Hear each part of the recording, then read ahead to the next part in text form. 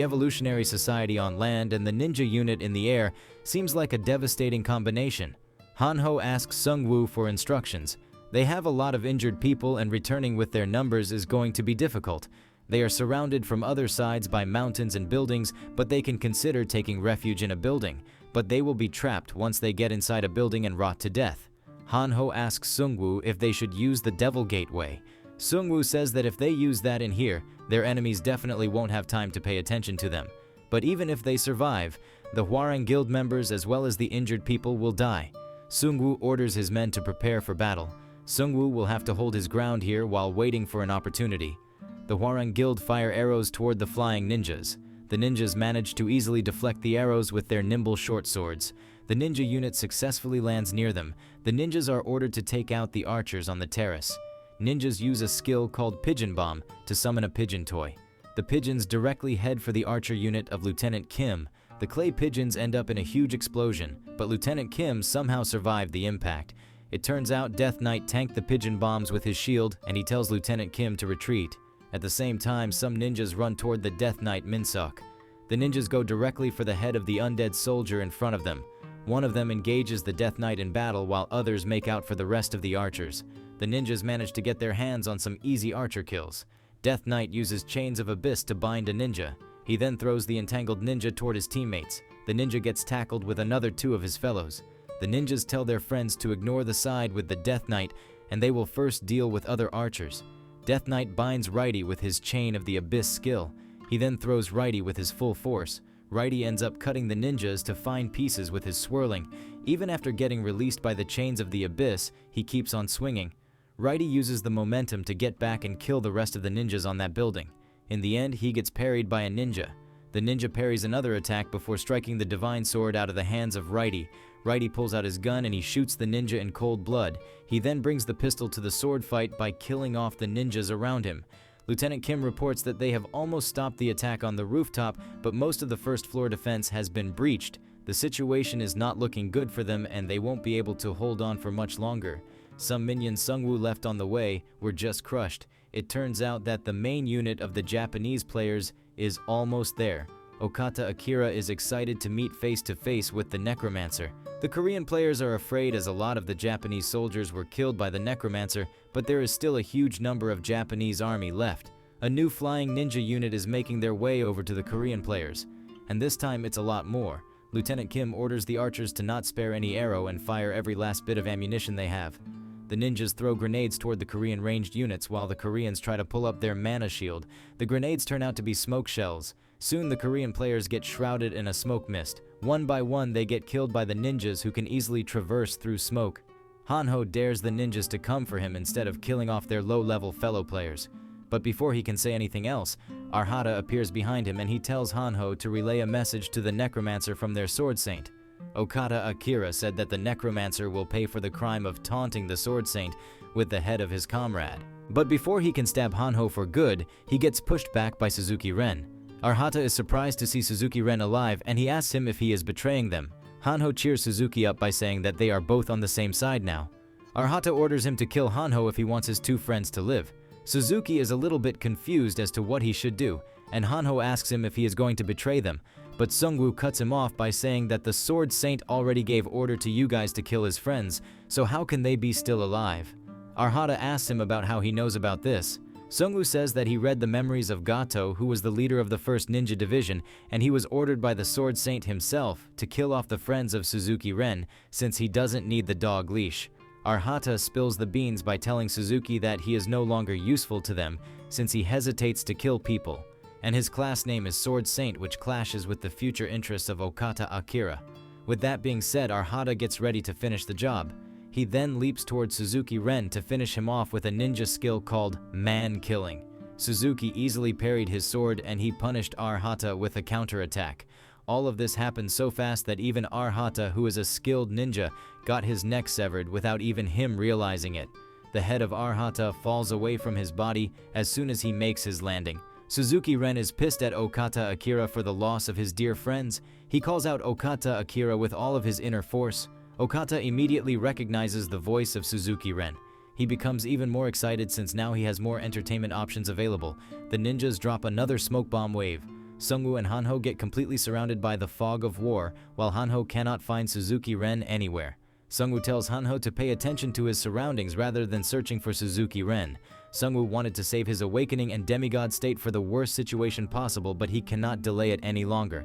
But before Sungwoo can activate his demigod state, all enemies surrounding them get engulfed in blue flames. They have no idea who these blue flames belong to.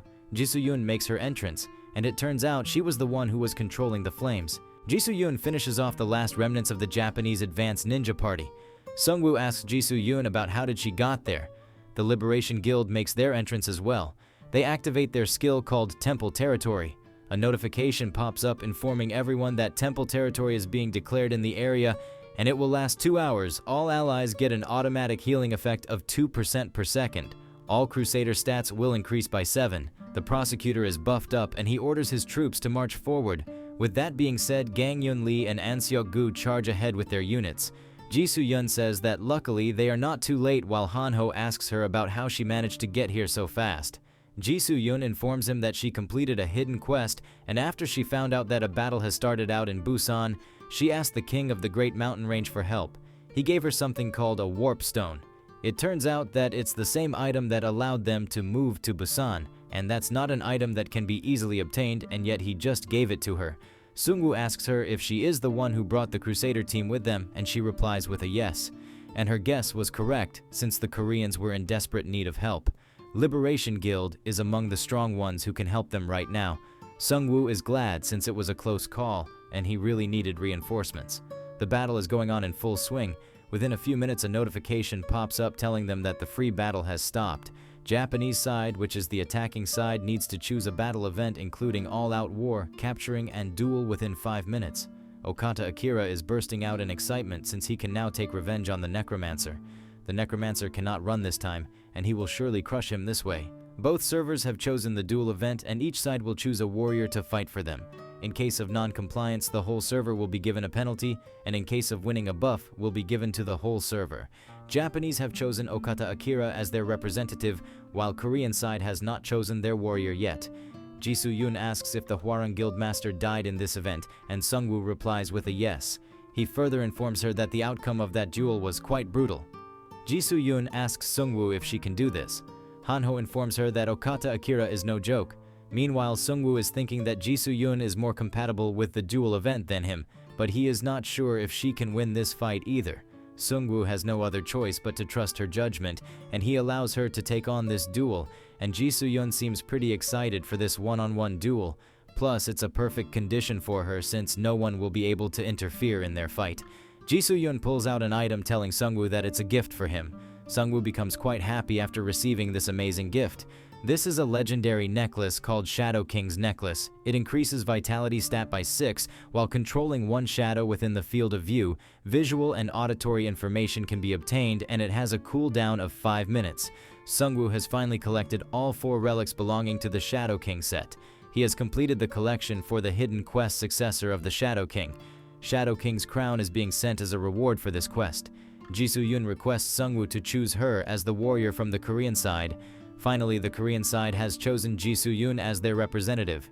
Each side's chosen warrior must go to the designated location shown on the map within next 10 minutes. Once the duel begins, other battles are prohibited. In case of violation, the players will be judged dead. The pictures of both Jisoo-yoon and Okata Akira appear on the live broadcast screens. Sword Saint is burning with anger, and even his henchmen are afraid. Okata Akira snaps out in anger as he abuses Sungwoo for not fighting him head-on. After a few minutes, the players of both sides reach the location of the duel. Okata Akira and Jisoo-yoon both do a standoff. Okata Akira says that he is not satisfied with this matchup. He has said it time and time again that he wants to duke it out with the Necromancer, and he has no interest in small fries like her. He asks her if the Necromancer was not confident enough himself. Is that why he sent someone else to die instead of him? Jisoo-yoon says that there is no need for the Necromancer to dirty his hands for a small task like this.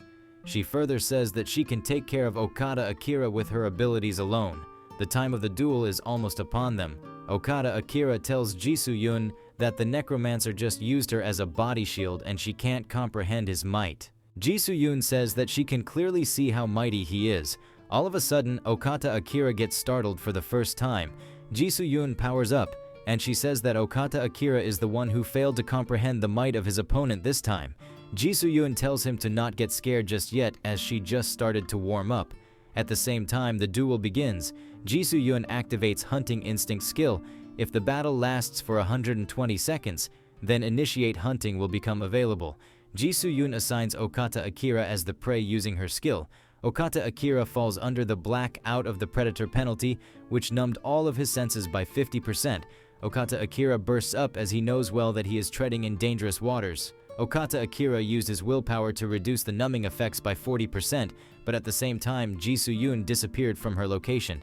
She instantly appears above Okata Akira, and she manages to land a strike on him before he deflects her second attack. Okata Akira got a little cut from the last attack, and he asks her if she just used footprint tracking skill. Instead of getting afraid, Okata Akira gets pumped up as he can go all out while dealing with her. Both Sword Saint and Jisoo-yoon keep striking back and forth. Jisoo-yoon uses her momentum to land some heavy blows.